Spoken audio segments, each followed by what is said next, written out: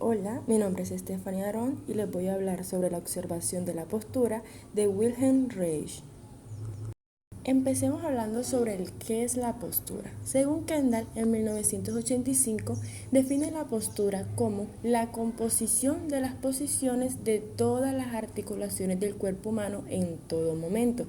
Entonces, teniendo en mente esto, es la posición general del cuerpo, la forma en la que nos mantenemos en nuestra posición o nuestro cuerpo, de forma intencional o no intencional. En un aspecto artístico puede describir una pose o una posición mantenida a propósitos con fines estéticos.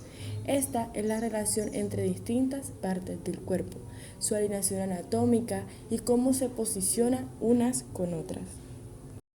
Podemos encontrar muchos factores que influyen a tener o no una buena postura. Entre ellos encontramos los factores estructurales, como por ejemplo la escoliosis, los huesos supernumerarios, asimetrías, hipermovilidad. También hay factores como la edad, saber si somos entre más jóvenes o más viejitos, podemos tener problemas de postura. También hay factores fisiológicos como el estado de ánimo o de alerta, dolores, embarazos. También factores patológicos como lesiones, mala alineación de fracturas, lesiones vasculares.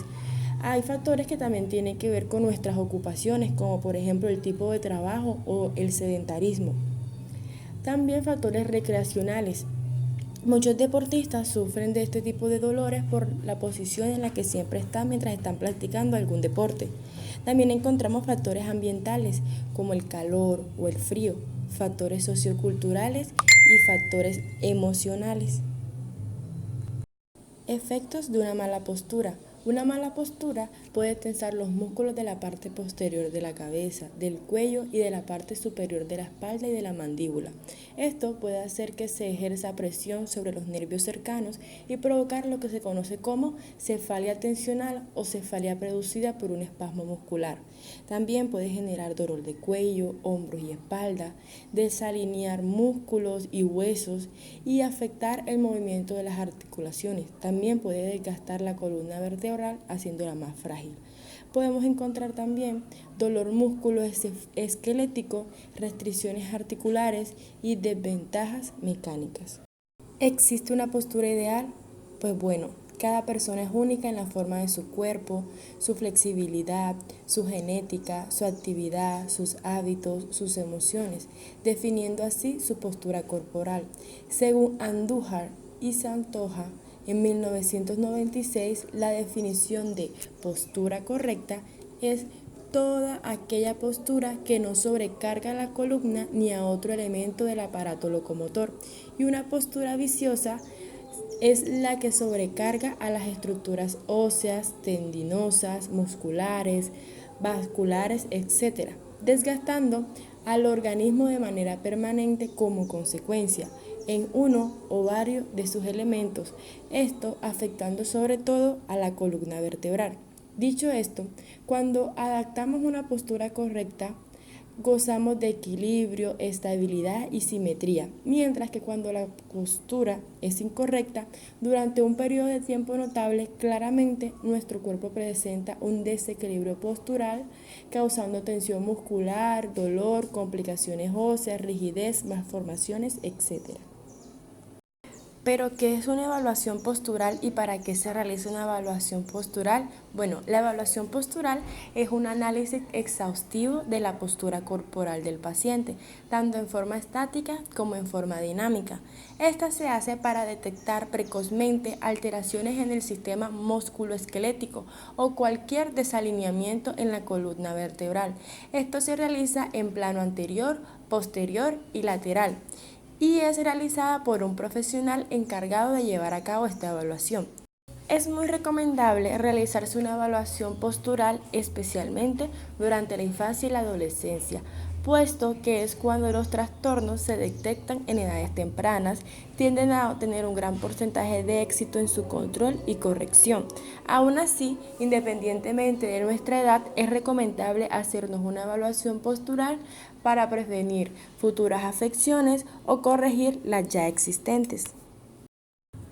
¿Pero qué van a hacer durante esta evaluación postural? Pues bueno, durante esta evaluación el especialista analiza nuestro cuerpo mediante la observación, prestando especial atención a los niveles de alineamiento de los diferentes elementos que componen nuestro cuerpo. Por ejemplo, se analizará la inclinación natural que presenta nuestra cabeza, la alineación de nuestra columna vertebral, la altura de nuestros hombros y omóplatos, las posibles inclinaciones presentes en nuestro tronco, la posición y altura que presentan nuestros codos, la posición y la rotación de nuestra pelvis, entre otras. El especialista debe tener en cuenta que debe ser en un lugar cómodo, a una temperatura adecuada. El paciente debe tener la menor cantidad de ropa posible, debe estar muy cómodo y en muchas ocasiones se debe tener un espejo. ¿Qué información nos puede proporcionar una evaluación postural? Pues bueno, hacernos una evaluación postural permitirá a nuestro especialista detectar precozmente posibles afecciones o incluso detectar problemas ya existentes como escoliosis, cervicalgia, lumbalgia, entre otras cosas. Una vez detectadas todas las anomalías, el especialista podrá tomar las decisiones oportunas para la mejoría del paciente, diseñando un tratamiento más adecuado conforme a las necesidades de cada paciente. Para nuestro caso clínico tenemos una paciente de 43 años. En este primer video podemos observar que nuestra paciente se encuentra vistiendo la menor cantidad de ropa posible. Le pedimos que girara lentamente en su postura natural para así poder observar su postura de todos los ángulos. En este segundo video le pedimos a la paciente que caminara hacia nosotros y después se quedara de manera estática mientras nosotros girábamos a su alrededor observando su postura por completo. Desde todos los ángulos, observamos su postura, observamos cómo se veían sus hombros, cómo se veían sus piernas, cómo se veían sus pies, en qué posición estaban. Como podemos observar desde una vista estática, nos damos cuenta que nuestra paciente presenta una leve elevación en el hombro izquierdo, haciendo ver el hombro derecho un poco más largo.